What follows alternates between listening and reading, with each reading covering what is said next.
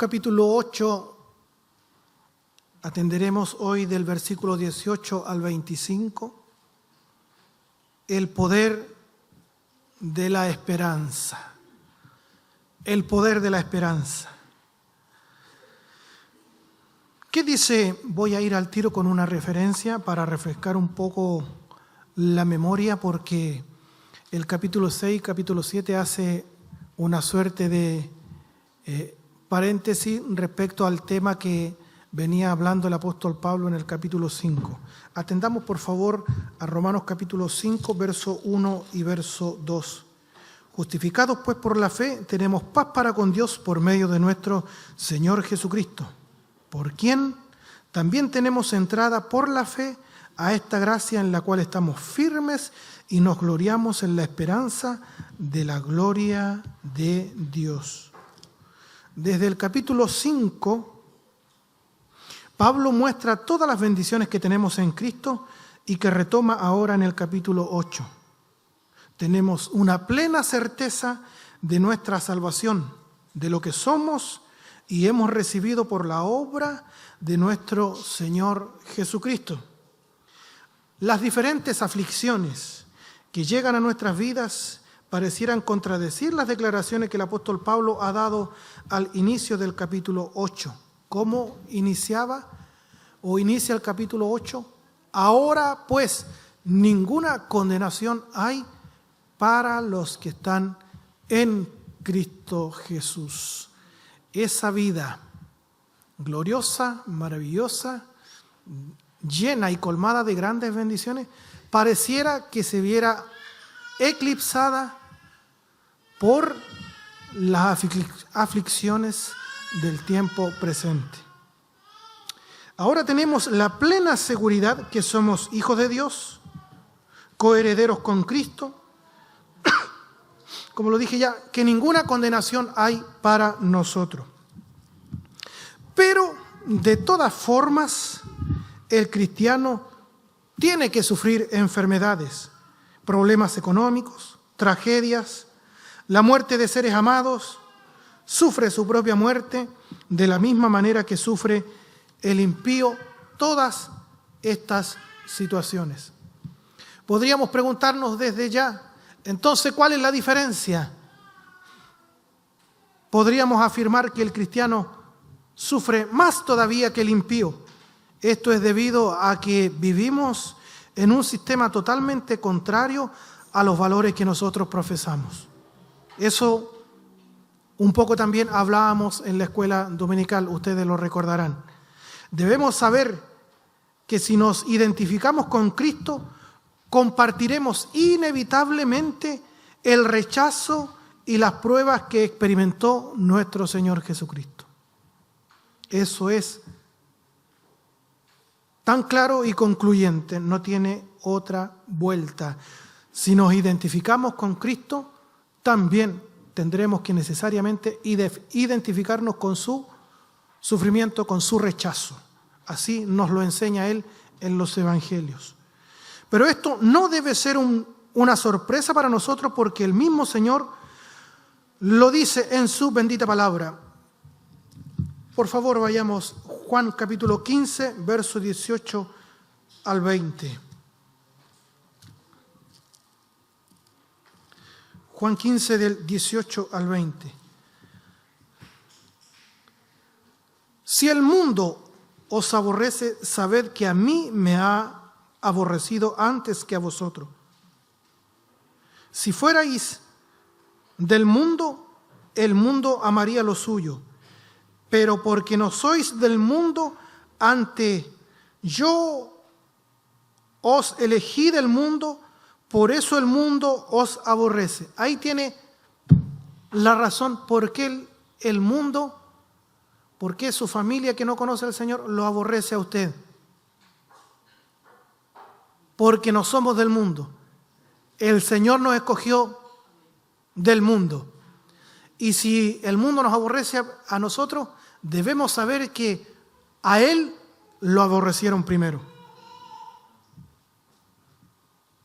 Acordaos de la palabra que yo os he dicho: el siervo no es mayor que su Señor. Si a mí me han perseguido, también a vosotros perseguirán.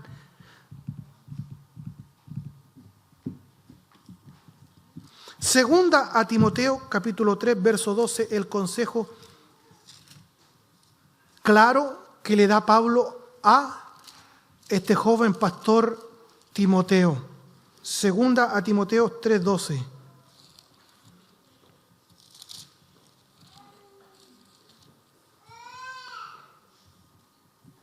Tomo del verso 10.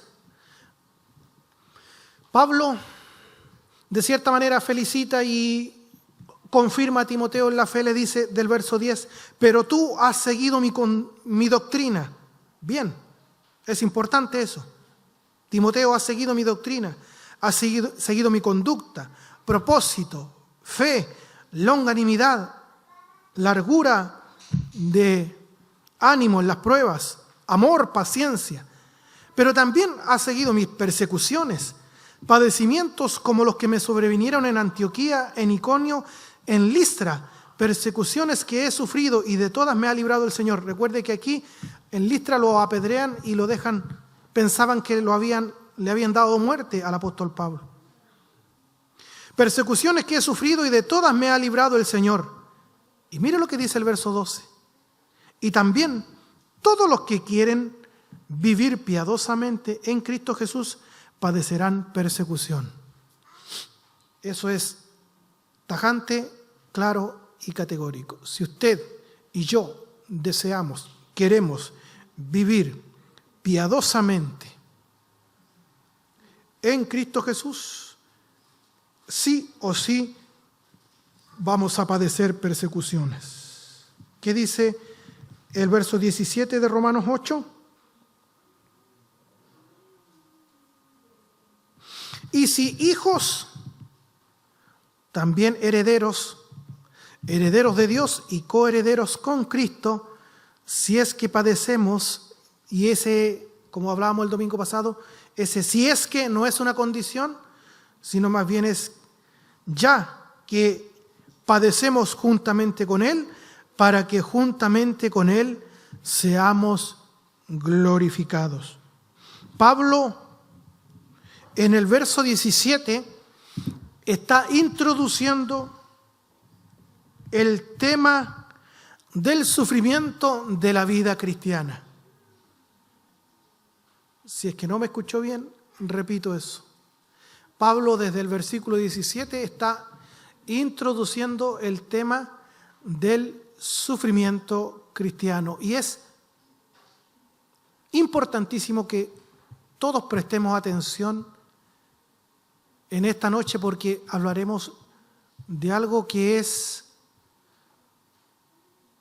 muy resistido por la gran mayoría de la cristiandad. Yo creo que el 99,9% de la cristiandad resiste este tema del sufrimiento, porque hay un pseudo evangelio o un falso evangelio o un maldito evangelio, 1000 veces maldito evangelio, llamado el evangelio de la prosperidad, que ofrece y proclama y anuncia un evangelio libre de todo sufrimiento.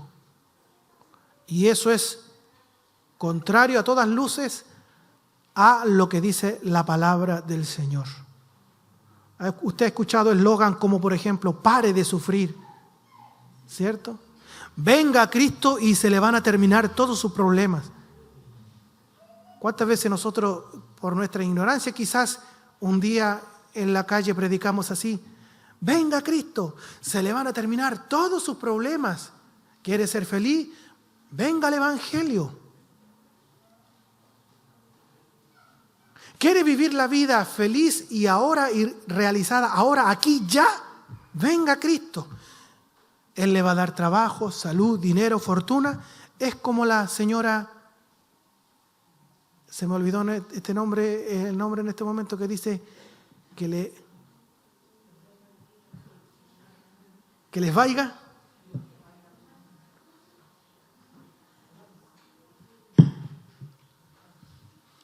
Entonces, yo quiero hablarles de un tema espinoso, espinosa,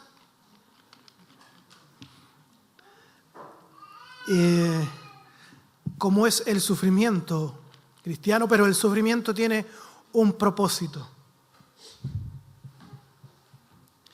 Así como nuestro Señor Jesucristo sufrió cuando estuvo en la tierra, aquellos que estamos unidos a Él sufriremos aflicciones en este peregrinaje hacia nuestra patria celestial.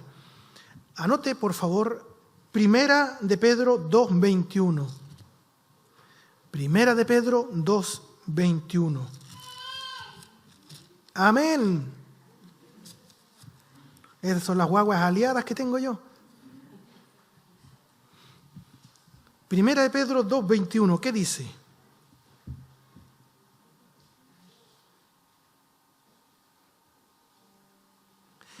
Pues para esto fuisteis llamados. Yo creo que usted se considera un llamado del Señor. Un día el Señor lo llamó. ¿Para qué me llamó el Señor? Voy a ir a la iglesia a ver para qué me necesita el Señor. Oye, nuestro ego, qué grande. Voy a ir a la iglesia a ver para qué. A ver para qué me necesita el Señor. Por favor. Pero mire, para esto fuisteis llamados, porque también Cristo padeció por nosotros, dejándonos ejemplo para que sigáis sus pisadas. Padeció por nosotros, nos dejó ejemplo para que sigamos sus pisadas. ¿Dónde está ese evangelio entonces? Pare de sufrir. Que yo he escuchado a pastores incluso que dentro del pueblo de Dios no tiene que haber gente enferma, no tiene que haber gente pobre, que todos tienen que caminar en bendición y ricos y millonarios. Porque si usted está pobre es porque a lo mejor tiene algún pecado oculto que no lo ha confesado a Dios. Si es pobre es porque no ha pactado con Él. Estamos viendo que el Evangelio nos presenta algo muy distinto en esta noche a ese pseudo-evangelio. Queridos hermanos, somos justificados, aprobados por Dios, tenemos paz en nuestra relación con Él, y eso es mucho decir. Antes éramos enemigos. Tenemos entrada a su presencia en el lugar santísimo a través de la oración. Tenemos la capacidad a través del Espíritu Santo de santificar nuestras vidas. Somos hijos de Dios. Somos coherederos del reino de Dios. Pero, aquí hay un gran pero, estamos en camino hacia nuestra patria celestial. Estamos en camino hacia la posesión plena de estas verdades que ya nos pertenecen. Y mientras estamos en ese peregrinaje, las aflicciones de vivir en este mundo caído y de vivir un sistema controlado por Satanás, sin duda llegarán a nuestras vidas. Estamos viviendo en una clara tensión de la vida cristiana. Esa tensión es lo que los teólogos llaman el ya, pero todavía no. El ya, pero todavía no. El ya de sabernos dueño de todas estas bendiciones. El ya somos hijos de Dios, somos herederos de Dios, somos coherederos con Cristo el Señor, pero el todavía no, de no poseerlas plenamente. Y en ese periodo de tiempo en el que nos encontramos, es en el cual nos encontramos. Hay una característica fundamental que el cristiano debe poseer en medio de este peregrinaje. Tenemos que tener un ingrediente muy, pero muy importante y vital mientras vamos en este peregrinaje, en este mundo. Uno de los componentes de la llamada triada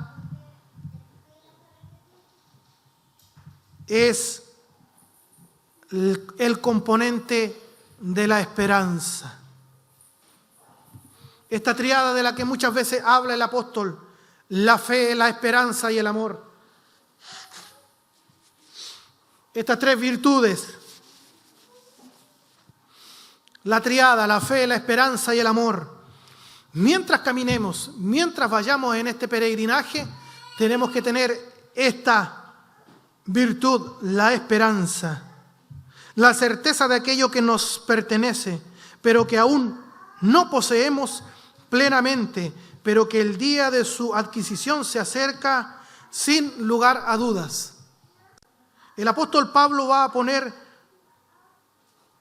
una balanza imaginaria en estos versículos que hemos leído, donde va a pesar las aflicciones de este peregrinaje temporal versus la gloria que nos espera, la gloria que disfrutaremos.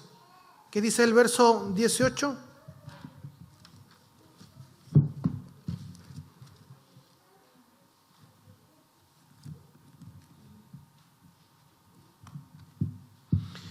Pero tengo por cierto que las aflicciones del tiempo presente no son comparables con la gloria venidera que en nosotros ha de manifestarse. El apóstol sopesa estas dos realidades y concluye que no se puede comparar la gloria que nos pertenece, que es eterna y que está por llegar, hace palidecer cualquier sufrimiento que podamos vivir en este paso por la tierra. ¿Qué dice 2 Corintios capítulo 4, 16 al 18?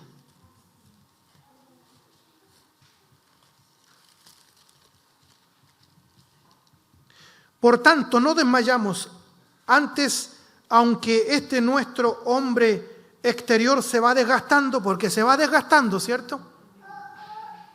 ¿Cierto? Usted ya no es el mismo hermano musculoso, corpulento, cabello frondoso, ya pinta algunas canas, poco atlético lo veo.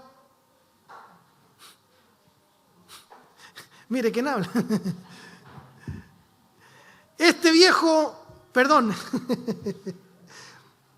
Por tanto, no desmayamos. Antes, nuestro hombre exterior se va desgastando.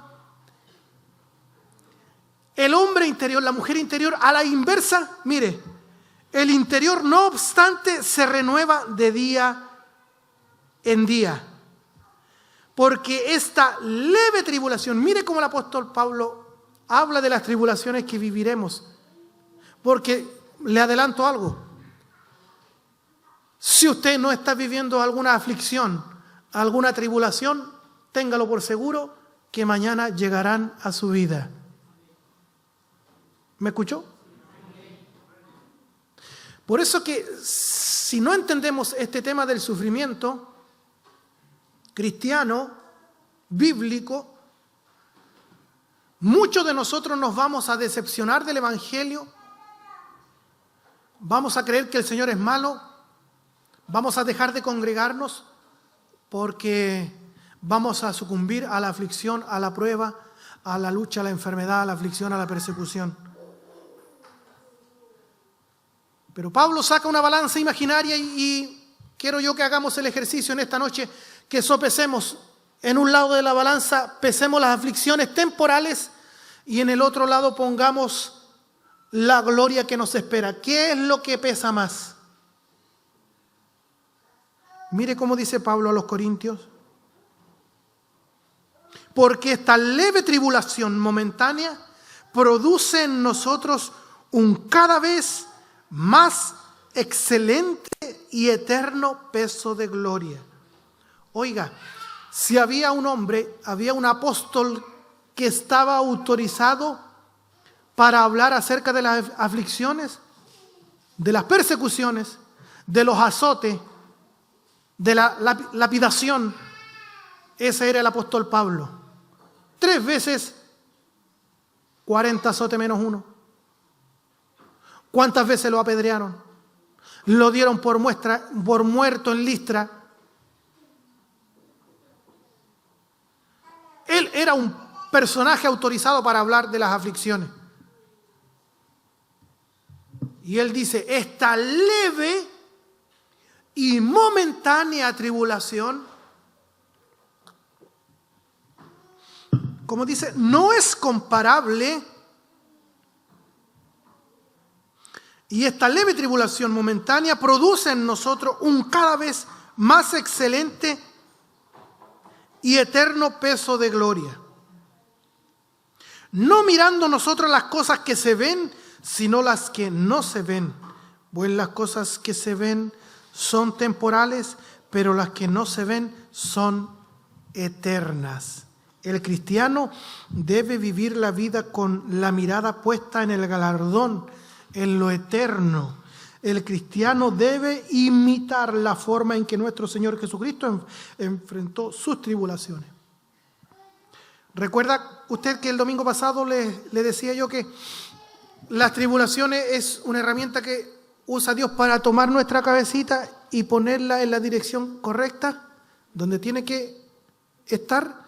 Para eso sirven las pruebas, las luchas y las dificultades, para que no nos acomodemos a este mundo. Se imagina que siempre nos fuera bien, que nunca perdiera el trabajo usted, que nunca se enfermara, que nunca se le gastara el dinero, que nunca se le gastaran los zapatos, que nunca se le gastara el sofá, hermana, que nunca se le gastara la sábana, que nunca tuviera que comprar nada. Todo sería guardar y guardar en el cajero, del cajero de esta cuenta a esta otra, y de esta otra a esta otra, y todo le fuera de las mil maravillas. Usted diría, tan bonito el mundo, tan bonita esta vida, mejor me acomodo aquí. De cierta manera, Dios como que nos remece un poco, como el águila excita la nidada con sus pichones para que aprendan a volar y los saca del statu quo. Pues bien, Dios nos saca de nuestro statu quo a través de las pruebas, las aflicciones, para que dejemos de tener nuestra mirada aquí en la tierra y pongamos la mirada en las cosas celestiales. Debemos de imitar la forma en que nuestro Señor Jesucristo enfrentó las tribulaciones. ¿Le gustaría que diéramos un breve vistazo cómo el Señor Jesucristo enfrentó sus tribulaciones? Él es el ejemplo supremo a seguir. Hebreos 12:2.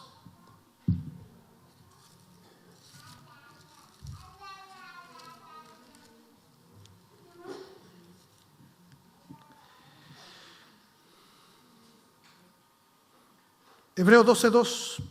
Puesto los ojos en Jesús. Este es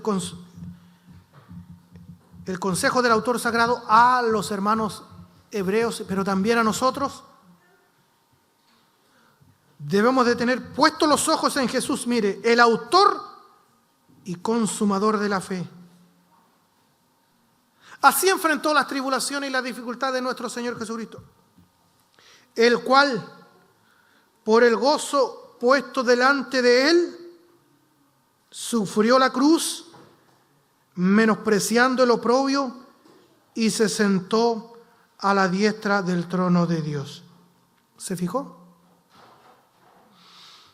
El cual, por el gozo puesto delante de él, sufrió la cruz.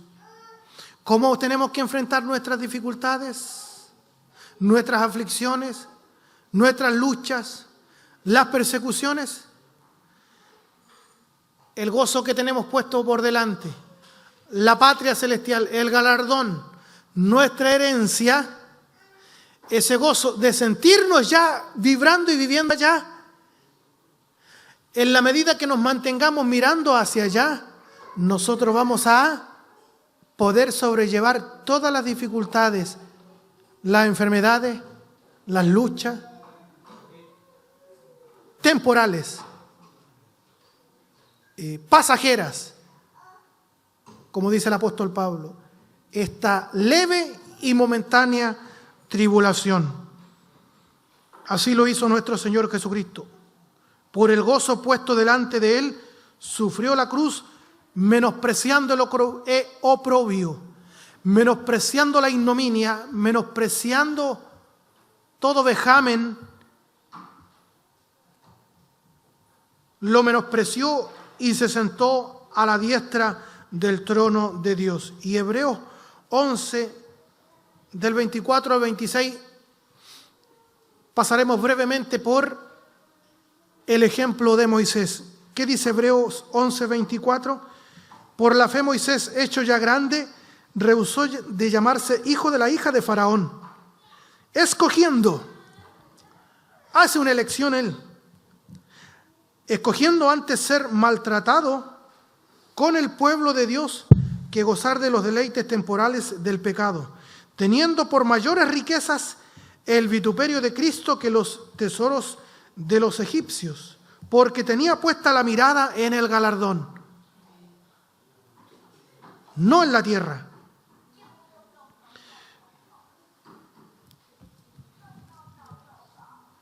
Romanos 8, 18. Volvamos a leerlo. Pues tengo por cierto que las aflicciones del tiempo presente no son comparables con la gloria venidera que en nosotros ha de manifestarse. Con la gloria que ha de manifestarse en nosotros. Pablo no estaba enseñando que la gloria venidera la miraremos como meros espectadores, sino que nosotros somos parte de esa gloria que está por manifestarse cuando nuestro Señor Jesucristo regrese. Nosotros somos parte de esa manifestación. ¿Qué dice Colosenses 3, 3 y 4?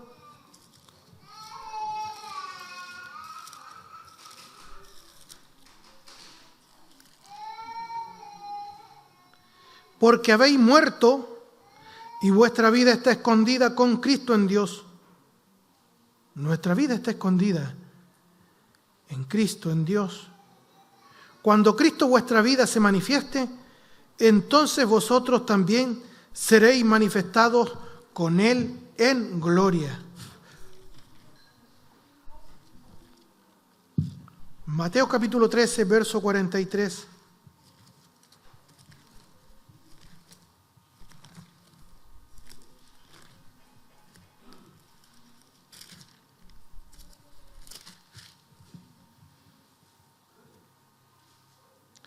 Entonces los justos resplandecerán como el sol en el reino de su Padre. El Señor Jesucristo está explicando la parábola de la cizaña. Enviará el Hijo del Hombre a sus ángeles y recogerán de su reino a todos los que sirven de tropiezo y a los que hacen iniquidad, y los echarán en el horno de fuego. Allí será el lloro y el crujir de dientes. Y agrega finalmente, entonces los justos resplandecerán como el sol en el reino de su Padre. Lo que sucederá en nuestro propio ser es parte de la manifestación del reino de Dios que está por llegar. No es que vamos a ser meros espectadores de la llegada del reino y esa transformación gloriosa, sino que usted y yo seremos parte activa de esa gloria, de esa transformación. Cuando esta verdad está presente en nosotros, las aflicciones del tiempo presente no nos destruyen o no nos paralizan, porque la esperanza nos permite salir de ese estado de aflicción y dolor para mostrar lo glorioso de aquello que está por llegar. Pablo señala que la misma creación anhela dicho momento. Leamos por favor del 19 al 22.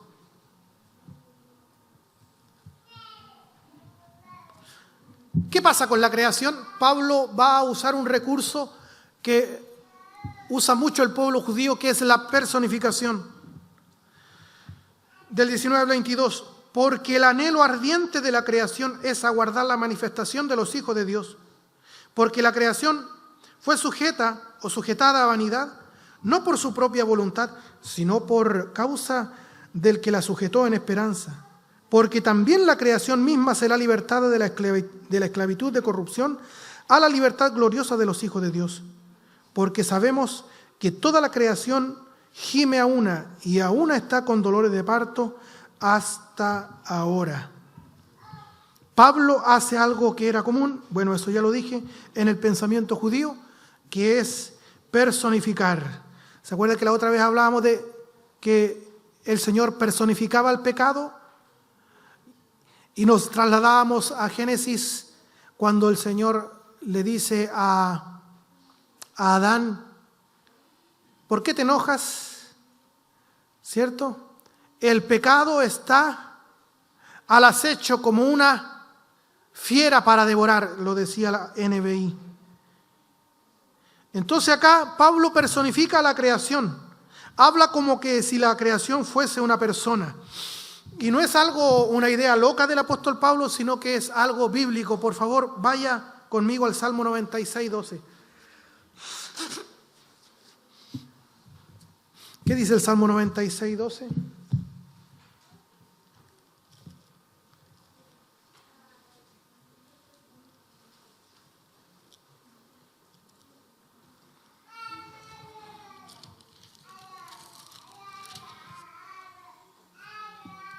El salmista está personificando acá la creación. Regocíjate o regocíjese el campo y todo lo que en él está. Entonces todos los árboles del bosque rebosarán de contento. Y el Salmo 98, 8.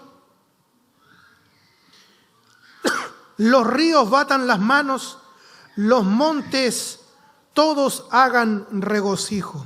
Está el salmista, los cantores, personificando a la creación. Hagámonos una pregunta. ¿Por qué la creación anhela ardientemente la manifestación de los hijos de Dios? Si vamos al original griego, esto de anhelar ardientemente, ¿por qué dice ardientemente? La creación anhela la manifestación de los hijos de Dios, pero la anhela. Pero el apóstol le pone anhela ardientemente. Eso así como elevándonos de la creación, elevándose de puntillas y levantando su cabeza o estirando su cuello, mirando el horizonte, esperando y anhelando ardientemente la manifestación de los hijos de Dios. Así como cuando usted anhela la llegada de un ser querido o de su amado o de su amada, cuando lo va a esperarlo al aeropuerto y ya está loco por la espera,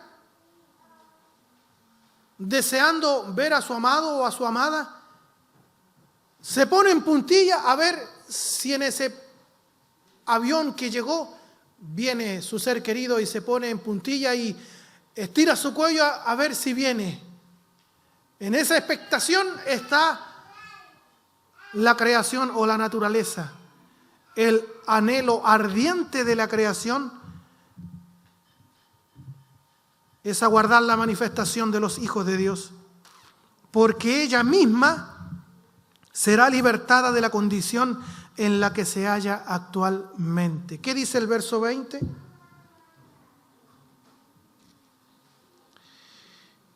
Porque la creación fue sujetada a vanidad, no por su propia voluntad, sino por causa del que la sujetó en esperanza. Dice el verso 20 que la creación fue sujetada a vanidad. Y ahí la palabra vanidad, un vocablo más acertado, mejor traducido, es la creación fue sujetada a frustración. La creación está en este momento frustrada. Pablo utiliza la misma palabra que usa Eclesiastés cuando dice vanidad de vanidades. Todo es vanidad.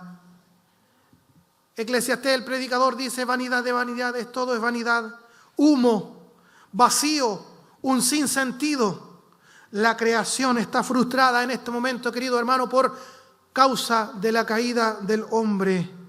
La creación anhela dicho momento porque ahora en su estado actual está incapacitada de expresar lo gloriosa que era cuando ella fue creada. Y esto porque está vinculada con el que es el pináculo de la creación de Dios, esto es el hombre. Cuando el hombre cayó, la creación fue sujetada al mismo estado caído que el hombre. John Murray, profesor del seminario de Westminster, decía que este pasaje de Romanos 8:19 en adelante es la mejor exégesis de Génesis 3, 17 al 19. Vayamos por favor a Génesis 3, 17 al 19.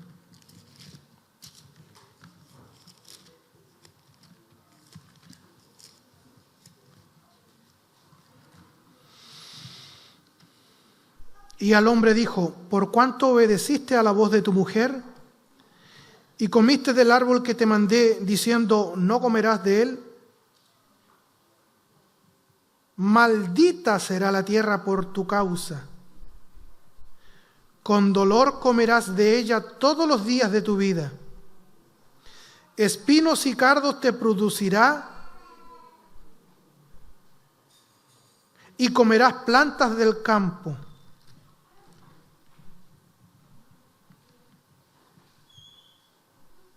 ¿Se da cuenta que las plantitas son parte del menú? Cri, cri. Esto es bíblico. Que coma acelga. ¿Cómo se llama esa que come Popeye? Que coma espinaca. Es bíblico, no solamente chanchito, no solamente costillita. Mire lo que dice la palabra del Señor. Y al hombre dijo: por cuanto obedeciste a la voz de tu mujer y comiste del árbol que te mandé diciendo no comerás de él. Mire, por causa del hombre, ¿qué es lo que hace el Señor? Maldita será la tierra por tu causa. ¿Por la causa de quién está maldita la tierra? ¿Por la causa de quién está sujeta a vanidad? La creación en este momento está frustrada, no revela lo... Mire, hay pasajes hermosos, maravillosos. Yo estaba recorriendo Grecia. Hoy me quedé fascinado cuando viajé a Grecia. Claro que estaba viendo un documental, ¿me entiendes? Hoy me dije, si algún día tengo que visitar Grecia. ¡Uy, maravilloso! Paraje hermoso. Chile tiene paraje hermoso. Pero sí es tan maravillosa la creación de Dios. Y encontramos que son paisajes, y lo son, paradisíacos, pero no refleja la creación toda la gloria que tuvo al principio. Está frustrada y está maldita por causa suya y mía, hermano.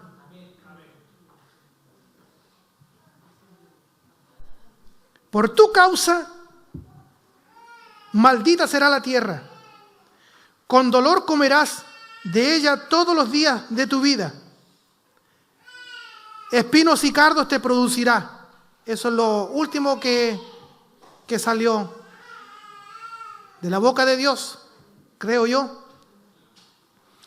Lo último que comenzó a dar y brotar la tierra en abundancia, espina y cardos te producirá la tierra. Y comerás plantas del campo. ¿Dice su Biblia ahí? Y comerás plantas del campo. Con el sudor de tu rostro comerás el pan hasta que vuelvas a la tierra, porque de ella fuiste tomado. Pues polvo eres y al polvo volverás. La tierra, con todo lo hermosa que es, no es lo maravillosa que fue antes de que el hombre cayera en pecado, ¿cierto?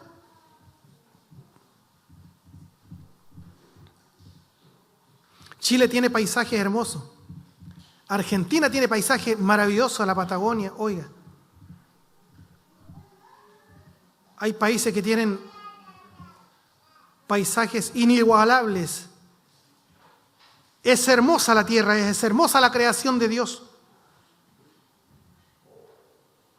Pero con toda su hermosura, no es lo maravilloso o lo maravillosa que fue antes de que el hombre cayera en pecado. ¿Qué dice el verso 21? Porque también la creación misma será libertada de la esclavitud de corrupción a la libertad gloriosa de los hijos de Dios. Cuando los hijos de Dios sean manifestados en gloria, la creación será libertada de su corrupción actual. Mire qué importante esto. Cuando los hijos de Dios, o sea, usted y yo, seamos manifestados en gloria, ¿qué pasará con la creación? La creación será libertada de su corrupción actual y libremente podrá ser lo que antes de la caída del hombre era. Va a volver a su estado original. Será libertada. Si ahora en este estado de frustración y corrupción podemos disfrutar mucho de la creación, ¿se imaginan lo que está por venir?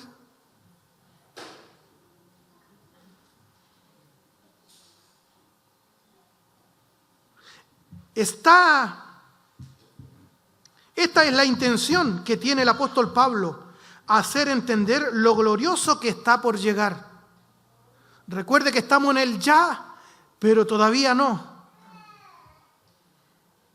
Entonces el apóstol Pablo nos hace entender lo glorioso de lo que está por llegar para que lo anhelemos también y vivamos con dicha esperanza, imitando a la creación misma. Mire, la creación anhela, no a secas, sino que la misma creación anhela ardientemente la manifestación de los hijos de Dios. Entonces, de cierta manera nosotros tenemos que imitar a la creación misma, con la cabeza estirada de puntillas, de pie, anhelando la llegada de dicho momento. En Isaías capítulo 11, del 6 al 9, hay una porción maravillosa.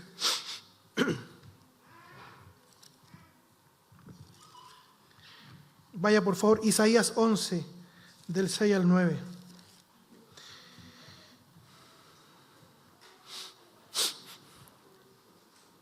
La creación será libertada a su estado original. Mire lo que anticipa el profeta Isaías. Isaías 11, del 6 al 9, dice: morará el lobo con el cordero, y el leopardo con el cabrito se acostará. Eso es impensado ahora. El becerro y el león y la bestia doméstica andarán juntos, y un niño los pastoreará. La vaca y la osa pasarán, sus crías se echarán juntas, y el león, como el buey, comerá paja. ¿Dice eso su Biblia? ¿Lo están leyendo ahí? Dice que el león volverá a comer paja. ¿Se imagina un león ahora en la selva comiendo hierba? Ustedes dirían, esto es insólito. Este león es vegano, vegetariano. Pero la naturaleza, la creación será libertada igualmente como lo era al principio. La vaca y la osa pasarán, sus crías se echarán juntas. El león como el buey comerá paja, y el niño de pecho jugará sobre la cueva del áspid, y el recién destetado extenderá su mano sobre la caverna de la víbora. Algo parecido lo dice el Apocalipsis. Es impensado hoy por hoy que un niño pueda jugar con una víbora, pero cuando la creación sea restaurada, sea libertada de esta maldición, de esta corrupción y de esta vanidad, de esta frustración, todo volverá a ser maravilloso como al principio. ¿Se da cuenta que nuestra manifestación gloriosa en el reino que está por venir incluso favorecerá y bendecirá a la misma creación? en la personificación que hace Pablo de la creación cuando ella fue sujetada a vanidad, es decir, a frustración. La misma creación escuchó que Dios le decía al hombre que vendría uno de la misma mujer que destrozaría las consecuencias del pecado. El protoevangelio o el primer evangelio, Génesis 3:15, la creación escuchó esas buenas nuevas y desde ese día anhela la llegada de ese bendito día. ¿Qué dice Génesis 3:15?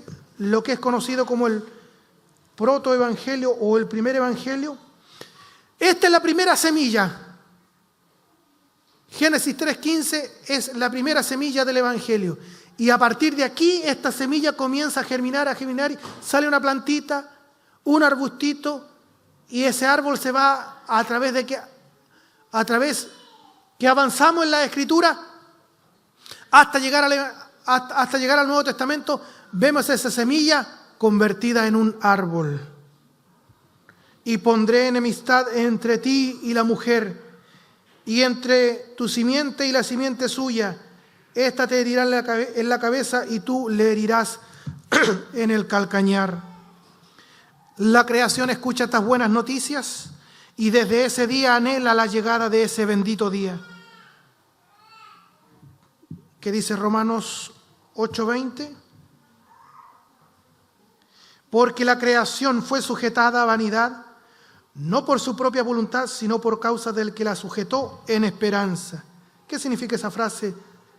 Ser sujetada o sujeta en esperanza. Por ello la creación estira su cuello mirando y anhelando la llegada de aquel día. Ahora sufre, pero la esperanza le permite continuar. Es como una mujer embarazada que sufre dolores y gime, pero el anhelo del bebé que está por llegar hace que dicho dolor sea contrastado con la alegría que experimentará. Lo dice el verso 22. Porque sabemos que toda la creación gime a una, y a una está con dolores de parto hasta ahora. Queridos hermanos, si esta personificación de la creación expresa la potencia de la esperanza, pues mucho más nosotros, los hijos de Dios, los coherederos con Cristo del reino glorioso, debemos de expresar con fuerza nuestra esperanza. ¿Qué dice el verso 23 a 25? Y no solo ella, sino que también nosotros mismos, que tenemos la primicia del Espíritu, nosotros también gemimos dentro de nosotros mismos, esperando la adopción, la redención de nuestro cuerpo, porque en esperanza fuimos salvos. Pero la esperanza que se ve no es esperanza, porque lo que alguno ve, ¿a qué esperarlo? Pero si esperamos lo que no vemos, con paciencia lo aguardamos. Esta debe ser también una característica del cristiano. Aferrarse a la esperanza, a la certeza de aquello que ya es nuestro y que está por llegar. Pero no solo eso, sino que se nos ha dado un adelanto de dicha gloria. No solamente una esperanza, que tenemos que hacerla sinónimo de certeza, también se nos ha dado un adelanto, las primicias, el bendito Espíritu Santo morando en nuestro ser. ¿Qué dice el verso 23? Y no solo ella, sino que también nosotros mismos tenemos la primicia del Espíritu. Primicias, aquella primera parte de la cosecha entera, los primeros frutos. El Espíritu Santo morando en nosotros solo es una pequeña parte de lo que sucederá en nosotros mismos. ¿Qué dice Efesios capítulo 1, versos 13 y 14?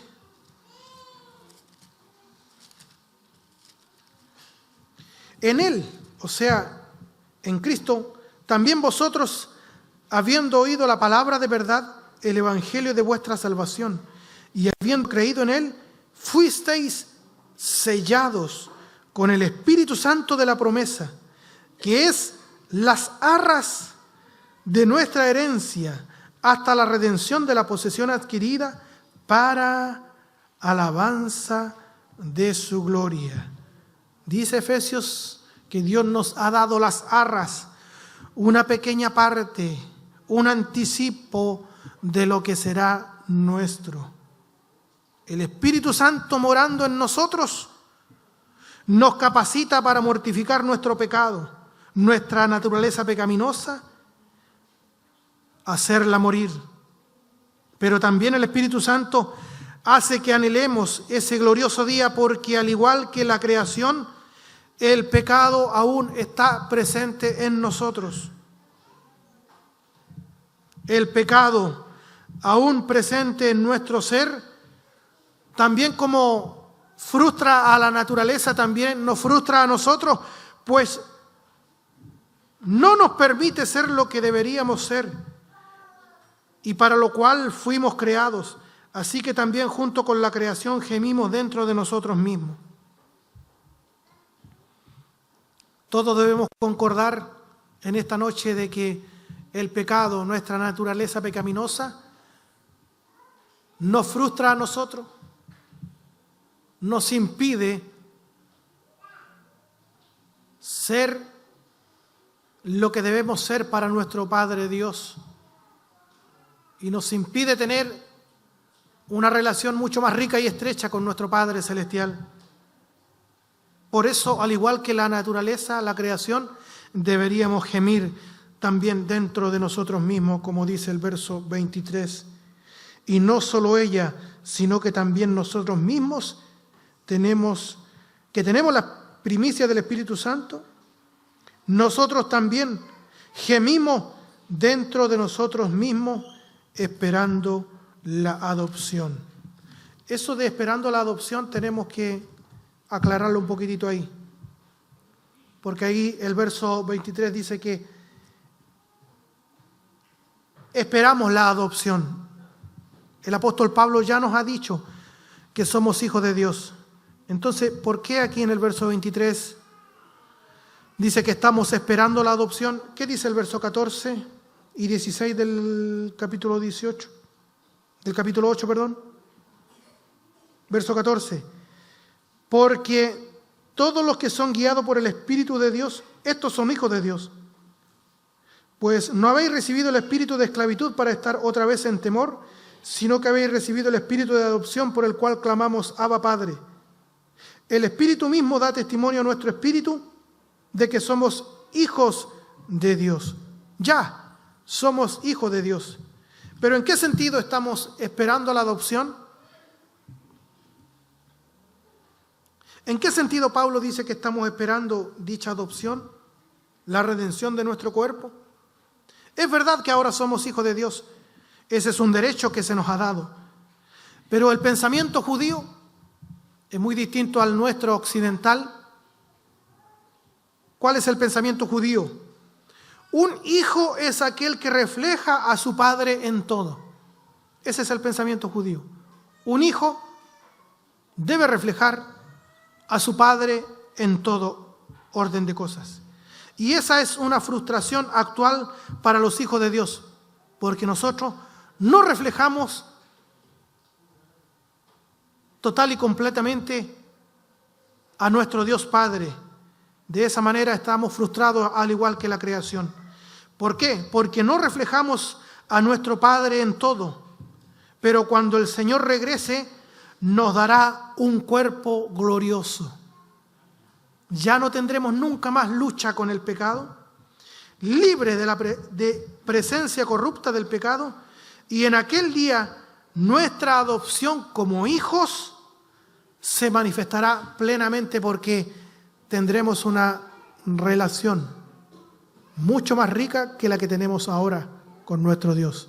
Va a ser plena, va a ser gloriosa. Miremos por favor primera de Juan 3:2. Amados, ahora somos hijos de Dios y aún no se ha manifestado lo que hemos de ser, pero sabemos que cuando Él se manifieste seremos semejantes a Él, porque le veremos tal como Él es. Verso 24 de Romanos 8, hemos sido salvos en esperanza, porque en esperanza fuimos salvos, es decir, con la convicción de que ya es glorioso lo que hemos recibido. ¿Qué hemos recibido? La aprobación de Dios, tener una relación de paz con Él, sabernos hijos de Dios, herederos de su reino, coherederos con Cristo. A pesar de todo esto, todavía no disfrutamos de la plenitud de ello, que está por llegar y que con dicha certeza debemos continuar nuestra vida en Cristo. Verso 24, porque en esperanza fuimos salvos, pero la esperanza que se ve no es esperanza, porque lo que alguno ve, ¿a qué esperarlo? Este verso nos enseña que nuestra salvación siempre ha tenido un componente de la esperanza, es decir, el entendimiento que no hemos recibido la plenitud que estamos por recibir. Verso 25. Pero si esperamos lo que no vemos, con paciencia lo aguardamos. Con la esperanza como bandera, en nuestro peregrinaje avanzamos pacientemente.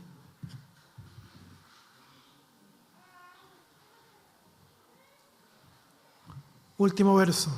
Queridos hermanos, estamos viviendo entre dos tiempos, entre las presentes dificultades y el futuro destino,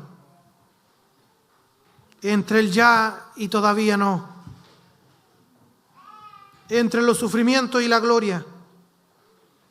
Y en esta tensión, la actitud cristiana correcta es esperar con gran expectativa, con constancia, recibiendo firmes las pruebas que van a llegar.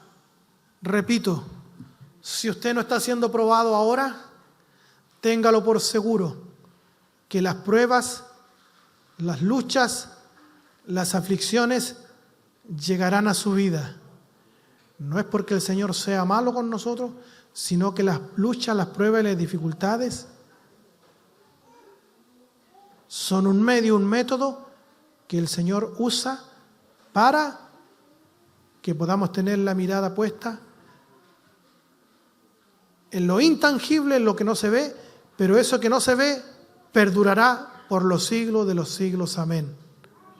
En lo que está por venir, en la patria celestial, en nuestra herencia que comienza con Dios. Dios bendiga su bendita palabra en nuestros corazones. Si usted tiene un conocimiento correcto de las aflicciones y de lo pasajero que somos en esta vida y de que fuimos salvos en esperanza, esa certeza de lo que está por venir, nada de lo que venga, nada de lo que le suceda lo va a hacer tambalear, porque ya estamos avisados de que el que quiera vivir piadosamente en esta vida padecerá persecución. Y termino con el verso 18.